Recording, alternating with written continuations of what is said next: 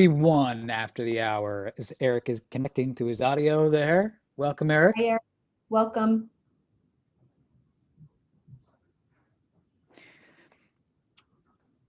And Sarah's got us live on YouTube now. Excellent.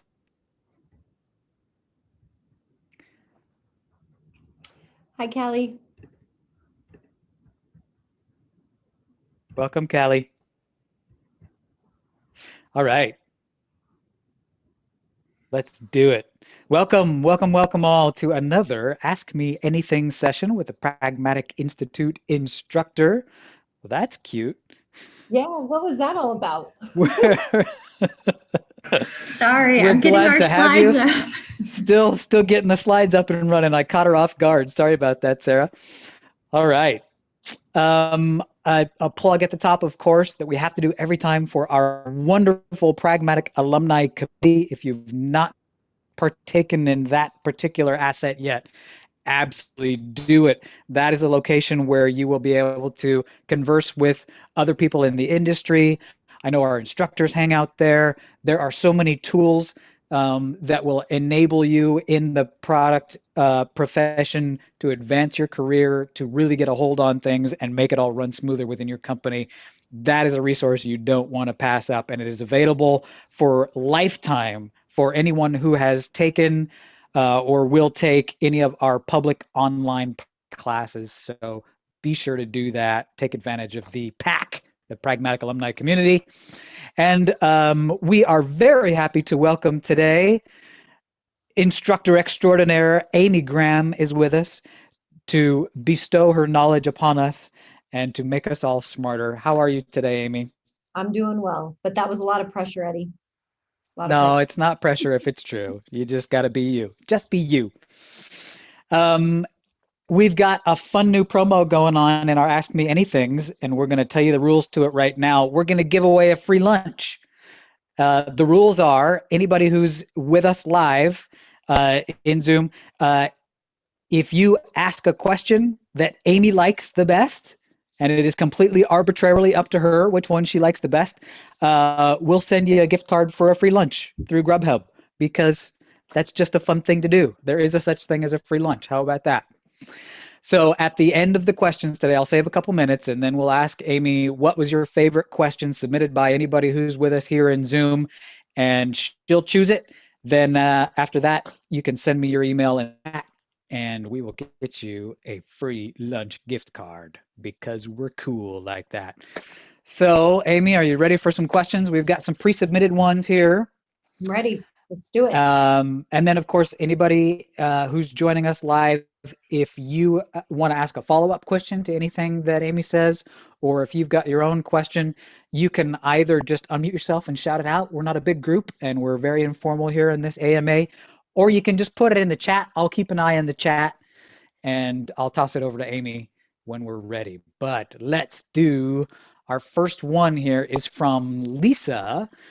Lisa says, I wonder if someone can offer some advice on how to set up a product innovation function and structure. What considerations, what to avoid, how to ensure ongoing support for the broader global PM team to support an innovation culture. Amy, are you getting that question? You got enough to go on there? Yeah, I think so. So first of all, there are several different ways somebody could create an innovation function inside of their company. You can do it very formally, you can do it very informally. My advice personally would be to make sure just some fundamental best practices, make sure that you have a diverse group. So the more diversified the people are that are participating in that in terms of roles and titles and their backgrounds and what industry did they come from, and the more different perspectives you can get around the table, the better. So that would be key, is to make sure that you've got a really, really diverse group to foster that creativity and that innovation. I also think it's important to the question from Lisa, or one of the points that she mentioned was ongoing support. So it would be really important to make sure that there's buy-in naturally from the leadership team all the way down, that this is something that's part of the strategy for the organization and for the product itself that you're creating this innovation function for, that be important. And so that there's funding behind that, there's, financial support, there's resource support. That would be very, very critical. But I think in general, it would be, getting that diversified group of people around the table, making sure that you have a bigger box rather than just focusing on thinking outside the box, create a really, really big one. Create a safe environment. There's no such thing as a dumb idea. We've learned a lot from our recent design practitioners that have come on board, Jim and Shannon. And in terms of like how you really foster that creativity, one is psychological safety. Make sure everybody understands it's okay. Like, we're here to brainstorm. There's also a lot of techniques that you can leverage while you're trying to innovate in terms of those brainstorming sessions. And one of the things we've learned from Jim and Shannon is to make sure that you're thinking about like the worst possible idea you could ever come up with to solve the problem. And then you flip that around and you use that as a way or leverage to think about the best way to solve it. So there's some certain techniques and different tools you can use for innovation and brainstorming and those creative sessions. But biggest advice is make sure you've got a really diverse group of people. Now, Amy, this is the first, this hasn't happened before, but I think Lisa, who submitted the question, joined our Zoom just as you were in the middle of answering her question, which we started with number one today. So I want to give Lisa a chance. Yeah. Lisa, we asked your question and you got the last half of the answer. Do you want to unmute and ask any clarifying questions to Amy while we've got you here?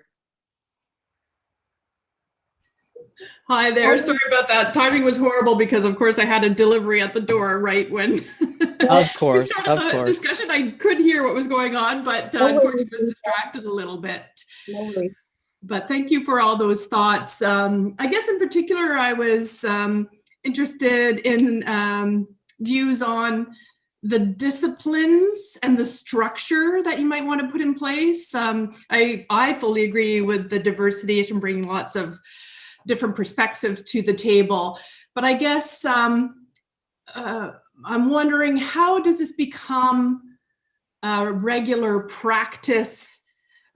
Just like product management becomes refined and especially, Scrum teams start to really work and gel together over time. So how do, what thoughts do people have about really ensuring that this becomes a discipline and a practice that's not too rigid, because you want discipline, but you don't want to not be innovative, right? To me, there's a bit of a juxtaposition there. So that's sort of where I was interested in hearing thoughts. So Lisa, let me just maybe ask you a clarifying question. Are you thinking about this as like it's not specific innovation to a particular like release or project, but rather than a bigger innovation function, right? Is that correct? Yes, like as part of one of the corporate functions, let's say, right? Because in a somewhat large organization, you have product owners who are responsible for their area, and they become very knowledgeable, and you do want to keep that to some extent, as well as introduce new ideas. But it's hard sometimes when you're stuck in that one narrow silo of work where you're doing a lot of problem solving every day to think ahead and think around the corner. So I'm kind of contemplating, how could we put together a team that does a lot of that forward thinking and maybe passes the ideas along to each of these individual teams, but tries to cross over all the different products and ensure we have an ongoing way to feed ideas and innovation to the organization and the teams. So my guess is you already have a gut sense of what you need to do. I think you're super close. I'm a big believer of structure and process. I'm kind of a process freak. So I personally, even though it's an innovation function, I would create a process around it. I'd give it some parameters. So, set some expectations, figure out a regular cadence. I would make sure that you have a cross-functional group of individuals, not just the diverse backgrounds that I talked about a moment ago, but like cross-functional roles. And you make a really, really good point. It would be very healthy, especially if you work for a larger organization, to pull people that don't live and breathe the current product every day into this innovation teams, because sometimes, you know, the saying, right? You can't see the forest through the trees. So getting that cross-functional group together, having a process or some framework around that, figuring out what that looks like, setting expectations, getting that regular cadence in place. And then you could even leverage that as like a form of your initial discovery, right? So you're doing some initial discovery, qualitative stuff, and then you're going to go leverage some other research, and you're going to go do some broader discovery based on what comes out of that innovation function. But it's very common for that to be a separate department, separate group of people, especially if you have the resources and the money and the maturity inside the organization to do so. But I think everything that you're thinking about, your questions are spot on, and there's different ways to do it. Lots of companies do it very differently. We didn't have a super formal function for it, but what we did was we had a process. At minimum, twice a year, we got together and it was an innovation meeting. We had cross-functional people, or, you know, everything we just talked about. We would create a list. It didn't mean we're going to run off and build to that list. So we set expectations, right? But it was a great safe place for us to brainstorm stuff. So I hope that helps you.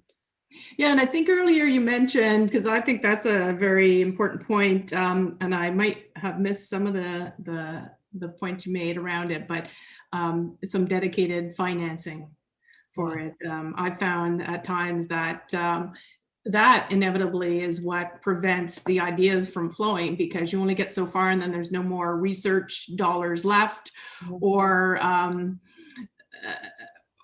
you only get assigned the funding after the idea has been prototyped and is further along. But you know, that means it's not, the work is not done as efficient, as thoroughly sometimes as it could be. Yep. I think your question around support is spot on, and getting that emotional support, that resource support, but also the funding support can be really critical to set you up for success. Yeah. Cool. Thanks. Lisa, thank you. Thank you so much for the question. And I'm glad you were here to hear the answer as well, just barely. That was great. Good timing. For Lisa's benefit, and we had a few other people join us in the Zoom in the last few minutes, the best question by those of us in attendance today will get a gift card for a free lunch at the end. Completely up to Amy's discretion, totally arbitrary which one she finds her favorite, but submit your questions, and there is a such thing as a free lunch. So how about that? I am going to go over to Stephanie's question. Stephanie has a question here that says, can you give an example of a product goal that you think is attainable and can show the value you can bring to an organization? I'm new to product management and I'm looking to make my mark. Ooh. So Stephanie wants to impress her boss by coming up with a great product goal. Yeah. And that's as much detail as we get on what a product goal is. I'm sure there's a few different directions you could take that. So when you first started reading that question to me, Eddie, my mind started to go a little bit tactical in terms of an actual product goal. But then when you closed it out by saying, how can I make my mark? I was thinking, all right, let's pull ourselves up a bit. Let's think about the product function itself, you know, and I thought about my own personal experience.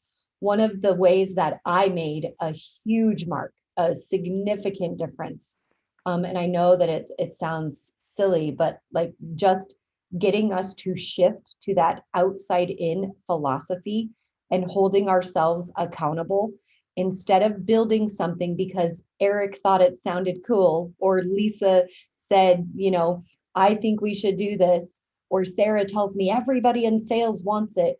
Really holding ourselves accountable to saying, nope, I'm going to go follow that. I'm going to gather some data. I'm going to gather some research. It's not going to paralyze us, but I'm going to do some homework before we just run off and are trying to be everything to everyone. The first thing I did to leave my mark and make a significant difference within the product function was create a process for new opportunities, new requests, new feature requests, new ideas. It didn't matter who it came from. It didn't matter where it came from, when it came in. We created a consistent evaluation process that we would flow everything through. And we held ourselves accountable to being market driven. So we looked at criteria like the impact to the customer, the pervasiveness in the market, not just how many people internally thought this sounded good. And it made a significant change. So I would encourage Stephanie to think about something like that, like some really fundamental things that we can do inside of that function itself to set us up for success, to attain some of those more tactical goals down the road, if that makes sense.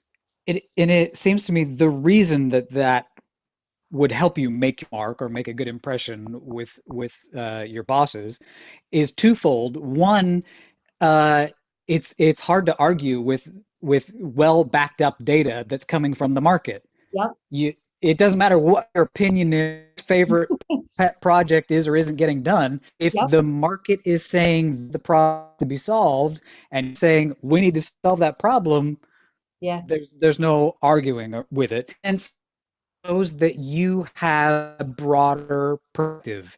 It shows that your perspective is the company's perspective, which is we're going to make products successful and people are going to buy it. That's your driving motivation. It's not I want to get project on, I want to make sure that I get credit for this and this. Your motivation is we need to make them successful products that people actually want to buy. absolutely. And that's of course very impressive to your bosses, right? It helped us take the emotions and the politics out of things. It put a method to the madness.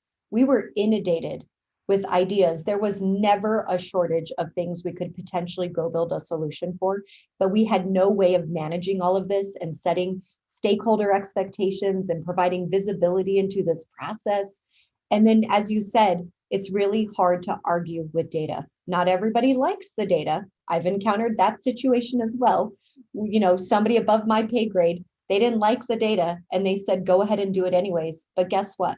Because we did our jobs and we had some data and some facts to back that up, we made a much better decision about the implementation of something and the overall investment of it. So it provided so much sanity to a really chaotic world, or process, if you will. It made a huge, significant impact. Looks like Eric is quoting from our foundations course over there in the chats. My Yep. opinion, while interesting, is irrelevant. Somebody last time had the mug. I know that you can get a Pragmatic Institute mug with that one. Oh, Amy's got it. There it is. There it is. Wow. Yeah. Eric's drooling over that one. Oh, I got to get one of those. Yep. Let's see here. Next up here, we have got a question submitted by Nicholas. Nicholas asks, I keep hearing the term sprint. Can you please break down what a sprint is and provide any strong examples of what that would look like when developing B2C products? I was also curious if this is a term only used in Agile. Okay, so he's familiar with Agile. Any clarifications appreciated? Yeah, What can you tell Nicholas? I don't know if Nicholas is listening. Hopefully he is, or he's going to listen to this later. But sprint is definitely in the Agile world. But essentially what it is it's a period of time. So you're going to time box something and do a certain amount of work within that period of time. So usually a sprint is anywhere from 1 week up to 30 days. In my career, for the most part, we had 2-week sprints. And so every 2 weeks we had to deliver a certain body of work. And in the Agile world, the goal is to have something testable and deployable, so to speak, at the end of each sprint. So you have multiple sprints inside of a release. So it's really a time frame in which you're going to get some work done. And is that time frame a set time frame for a specific company? Like this company always has 3-week sprints, or does it depend more on how much is being produced? Are they flexible within a single company? Organizations will pick what they want their sprints to be. But as I said, best practice or standard is anywhere from 1 week to up to 30 days. Okay. And Nicholas's question actually reminded me, we've got another one from Rob, similar, related. She's also mentioning sprints. In your opinion, how long should one be spending on the design process before a sprint? Are there any good rules of thumbs or best practices? And Eddie, did you say design sprint? Yeah, on the design process before a Oh, sprint, how long should we be spending there? well, gosh, so depends. If somebody's practicing design thinking or they're doing a design sprint, which is a very formal thing, it's a formal method or a process. A design sprint is usually 5 days, from my experience, and you know what most people are doing. And so you would do that, an official formal design sprint if you felt it was necessary to have that level of collaboration and iteration and digestion of the possible design ideas. So I don't know that there's any standard right or wrong answer in terms of how long that should take you before leading into a sprint. Um, but if you're practicing an official formal design sprint, that's usually a week's time frame, and then you would go into your development sprint. Lanka mentioned in the chat over here the role of the product manager in prioritizing these calendars. Amy, what is the role of the product manager in these? Is it up to them how long or short any particular sprint or design period is going to be? Lunkar, you're acting as the project manager or product manager? So my comment was in addition to Amy, what Amy said, that our sprints are usually based on we do agile, also based on the prioritization that, which features that the product manager wants first. And those are the ones that goes into the earlier sprints, unless there's some kind of problem getting that, because some kind of you had to do something else before doing that, then we negotiate. Otherwise, usually product manager tells you which features you want in the first sprint based on, velocity, how much time it is allocated for that, each story or whatever. Yep. So were you just looking for validation there in terms of ownership? Like, were you asking, should it still be the product manager who's determining that body of work? Usually how I'm not a product manager, I work with the product manager. Usually so I usually ask the product manager what features you want first. So you kind of prioritize those features in the earlier sprints. So if they want to get some feedback from the customer, so we have something tested that we can get some feedback on. That's all. I was just adding to what you said. Yep. Excellent. Very good.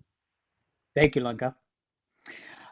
Let's see, unless anyone in the Zoom has a question or a follow-up to that one, I'm going to move over to our next submitted question by Remy. Remy says, what do you find to be the core components of an effective strategy, and how do I best package that to present to our various executives, stakeholders, engineers, and beyond? So up to you to what strategy is for, Amy, in this case, but broadly speaking, how do you present the strategy to get buy-in from everybody that needs to buy into it? So turns out Pragmatic Institute has this really wonderful tool called a strategy matrix. If you've been to the focus class, it's quite awesome. But in all seriousness, so assuming Remy is talking about more of a product level strategy, or even potentially maybe at the portfolio level, this tool is an amazing tool to help you not only create your strategy, but use as a way to communicate it. And then you use it as a tool so that as new ideas are coming in, you say, does this align with our strategy? Yes or no? And you can answer that question very clearly. But the reason why it's such an amazing, effective tool is because it answers two really important questions. One question is, who do you want to pursue? Who are you trying to win? Are you trying to go after your existing customers? Is that what's most important, that you get in really, really deep with your current customer base? You focus on things like increasing satisfaction, increasing renewal rates, lowering, or decreasing turnover. Maybe it's bigger share of wallet. You're trying to go in there and sell them other products that your company offers that they haven't already purchased. So that's one question. Who are we trying to pursue? Who are we trying to win? What is the audience, in other words, that we're focusing in on and prioritizing? And then the second question is, what do we want to build? What are we going to work on? I like to rephrase it in a slightly more market-driven way. When we're out there doing research, we're studying the market, we're gathering data, we're listening to people out in the market. What are they asking for? Are they saying that, Eric, we're perfectly satisfied with your existing products. We just want you to make some enhancements. We want you to make updates. Or are they asking you for stuff that has never, ever existed before? So are you going to work on enhancements and updates? Are you going to try to bring some new products to market? Do you need to clean up technical debt and maybe rewrite or re-architect your platform, in which case it would fall under a category we call new technology? So that strategy matrix is the tool that I would recommend you use as not only a way, like I said, to create it, but to also articulate it to your stakeholders and then to leverage it because it answers those really two important questions that can help drive you and create that focus. And folks can get the strategy matrix either by searching for it in the Pragmatic alumni community. It's in there as one of the tools, or it's also in the student manual. If you've taken the focus class, it's in there. I think I've covered every place where you could get a hold of it, right, Amy? Yep. The pack Okay. and the materials. Yep. Yeah. Very cool. There you go. That helped you. Here is a question from Marco. Marco says, I am admittedly a bit shy and have never liked the networking aspect of my product marketing position. However, I now have a great idea that I realize I need true allies for. How would you suggest I best socialize or connect with like-minded product peers to get their buy-in without having to be the center of attention? Of course, Amy, keeping in mind that networking this past year or so has been very different from, quote, normal times. What can poor Marco do here to network a little better about his idea? Well, I can't help but put in a big, massive plug for our Pragmatic alumni community. That's like the first thing that came was you were reading that question. I mean, that's a network of every person who's come through the Pragmatic Institute courses, right? So this huge alumni group, that would be a fantastic place to start, where you could send out a question, you could create a group, you could have some collaboration and conversation around that. I also know that there's a lot of other virtual things that you can engage in, like via Facebook. There's a product management group. There's product groups within LinkedIn. So I would suggest, even if you're shy, becoming a member of those things and then taking advantage of those platforms as a way to introduce your idea and then ask people, can you engage? Do you have any bandwidth where you could engage with me and we could have some conversations and some dialogue and maybe even get people that could participate in the future in a potential pilot or a beta and do some validation testing with you. I would say leverage those groups that are out there. Lanka, thanks for your endorsement of the pack over there. Looks like she's met with some success there on that one. And then Lisa, good point. For us introverts, and I count myself among those proud ranks, one-on-one meetings oftentimes much easier than having to present it in front of a group or and this is up to each individual, but sometimes the difference between a formal meeting and an informal meeting can make a big difference as well. If you're just catching somebody in the hallways, back when we used to catch people in hallways, and asking questions, that can be just much less pressure than a formalized calendared meeting where you're calling up and I've come with the intent of asking you questions about this product. It doesn't have to be formal or structured by any means. And certainly, Eddie, it's harder to do that like water cooler talk when we're virtual, right? But I've seen product professionals kind of open it up, be a little bit vulnerable at the beginning and open it up to somebody and say, I'm just looking for somebody who'd like to have a conversation. So it doesn't have to be this massive group.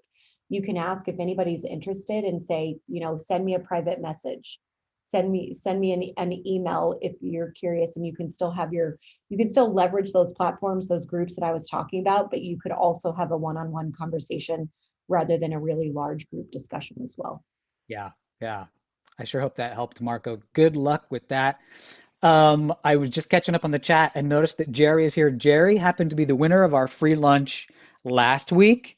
And I want to give Jerry a chance, if he would like to tell us, what did you have for lunch, Jerry, and was it good?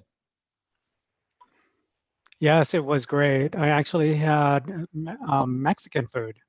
Nice. So yeah, smothered burrito, a Ooh. local place here in Denver. So yeah, it was great. You're Thank in you. Denver? Beautiful. Denver too.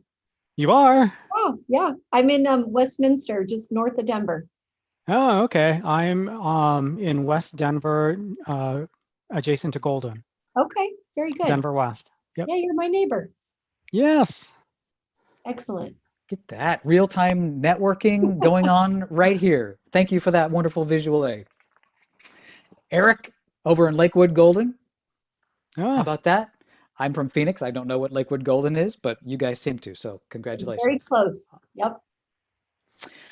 I'm gonna jump to our next question from Patricia. This one says, I have an upcoming interview for a product management position, and I want to come up with some strong questions to ask at the end that will get me noticed.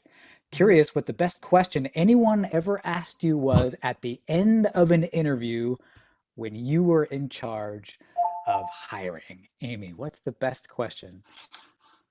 And the answer, of course, is always, I'm just a perfectionist. I'm too good at everything I do, right? Which happens all the time.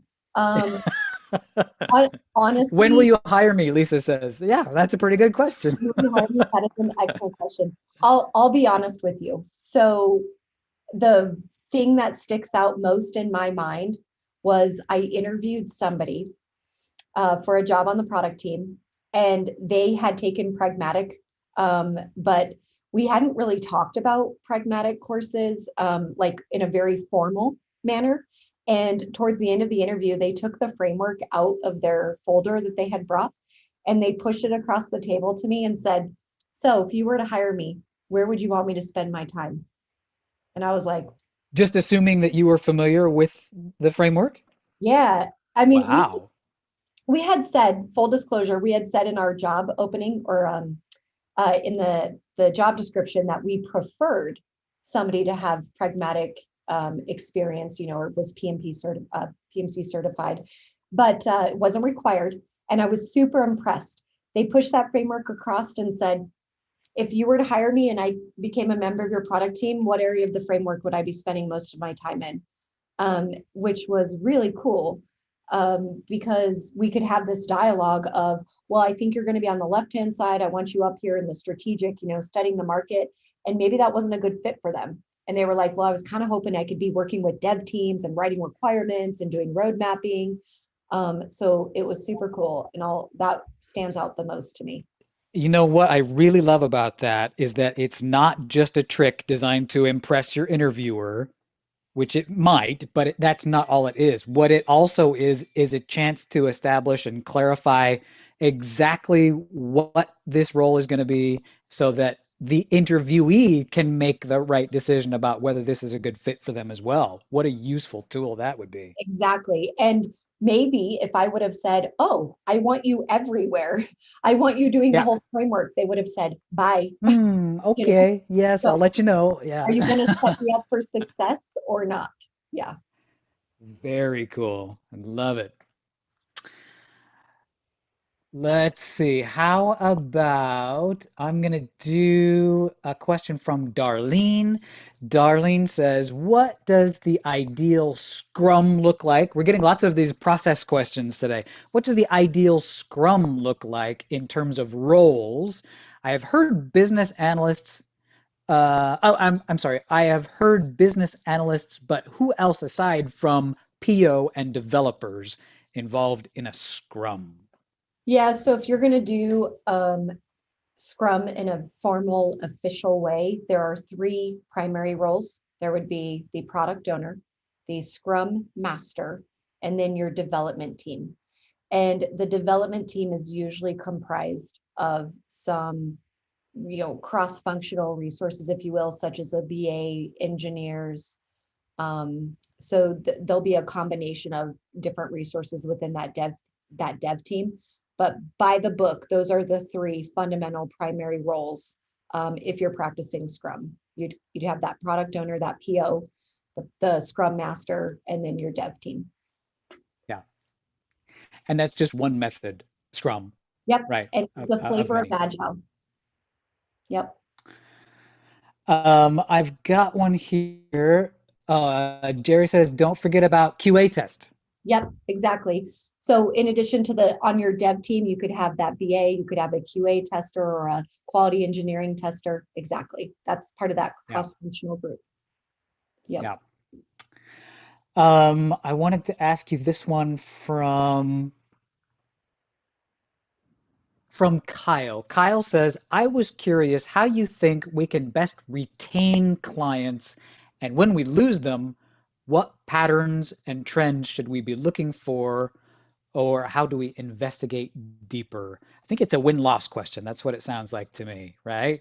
So Eddie, do you mind read me the first part one more time? Yeah, Kyle says, I was curious how you think we can best retain clients. That's the first part of the question. How do we retain them? We could talk for a few hours about that. Yeah. But then also, when we lose them, what patterns or trends should we be looking for in our win losses, I assume? Yeah, so win-loss is ultimately the short answer. Implement a win-loss program because that will give you visibility into the number one thing, which is why are we winning and why are we losing?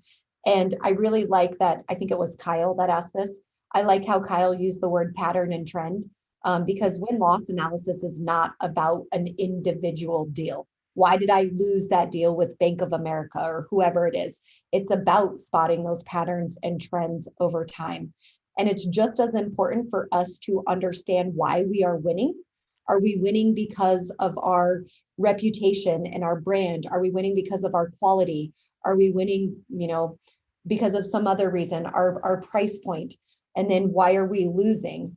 So all of that information is going to come out of your win-loss. So make sure you've got, I don't call it an activity, I call it a program. It should be a formal, official program that we create a process for. We make sure we get buy-in from the sales team. We work in partnership with them to make sure that it's a successful program. And then you're going to be evaluating your win-loss data. And to his question regarding the losses, we want to look for things like pricing as a trend, right? But pricing's not good enough. We can't just say we lost because of price. Well, what does that mean? Did we lose because we're priced too low? And maybe the market thinks there's an issue with our quality if we're priced too low? Did we lose because we are priced too high? That's not actually the root issue. The root issue is that the market doesn't perceive the value of our product to match the price point.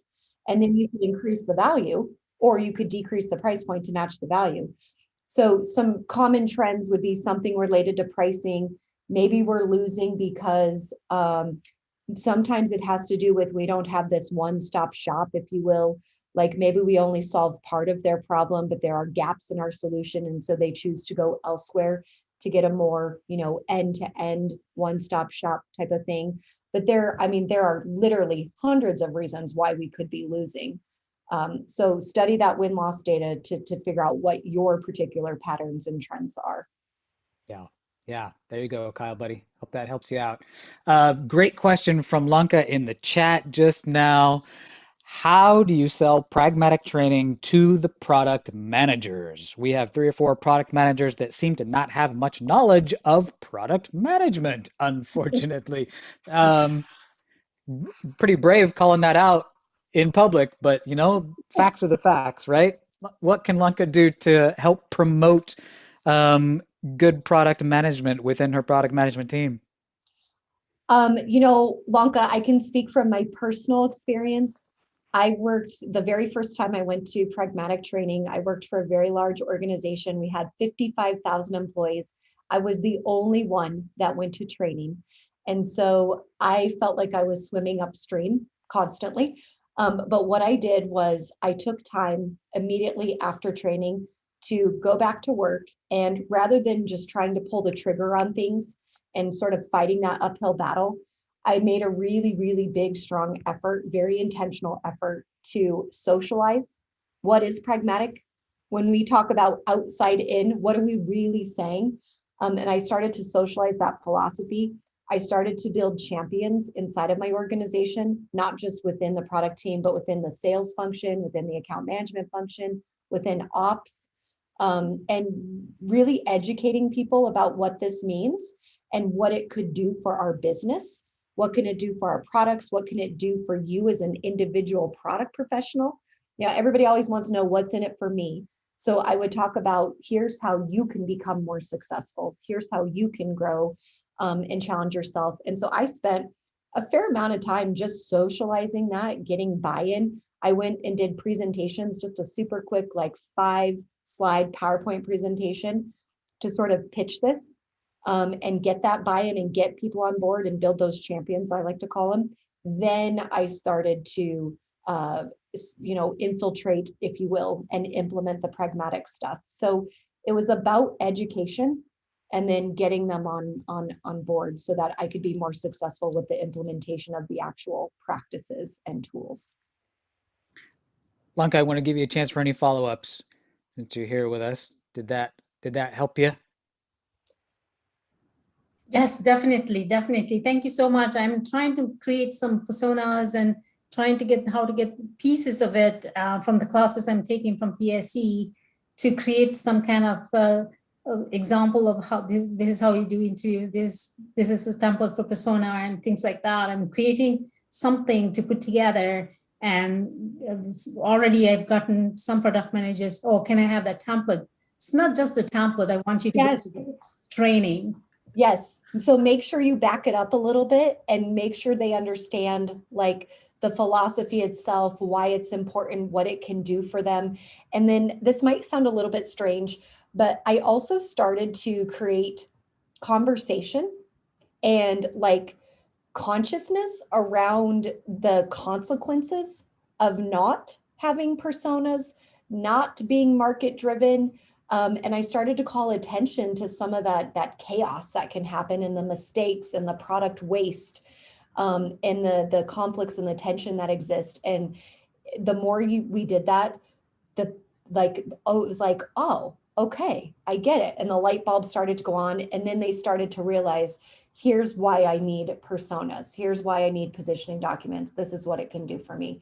So I would encourage you to lay that groundwork first and set the stage and get your champions in place. Then you can start executing from a more tactical perspective.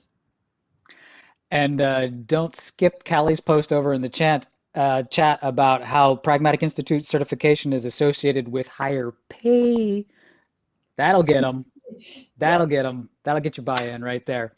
Well, folks, the time has come for my favorite portion of the Ask Me Anything, which is giving away free lunch. And so I will ask Amy.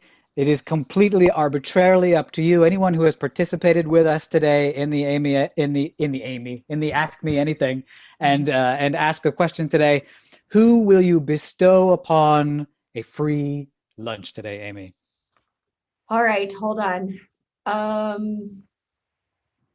Okay, I'm gonna go with Lanka based on her last question because I am super passionate about that in general and getting people on board and like just everything that I just talked about, like that really excited me to be able to answer that question. So I'm gonna go with that one.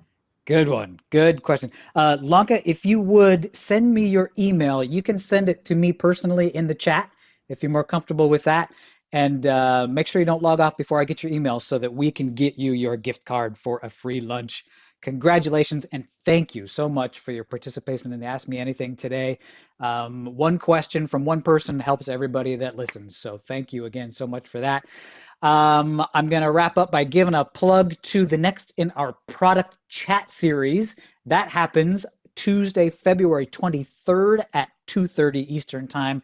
We are going to welcome community consultant Faisa Muhammad to discuss strengthening relationships between product and community. So don't miss that.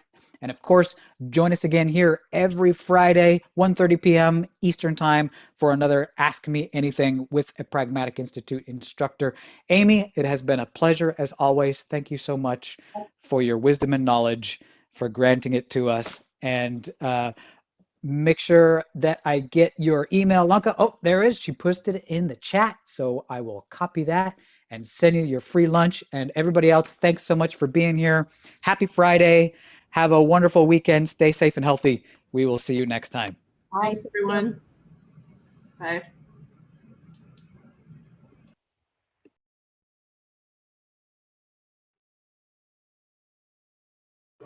Did you grab that, Eddie?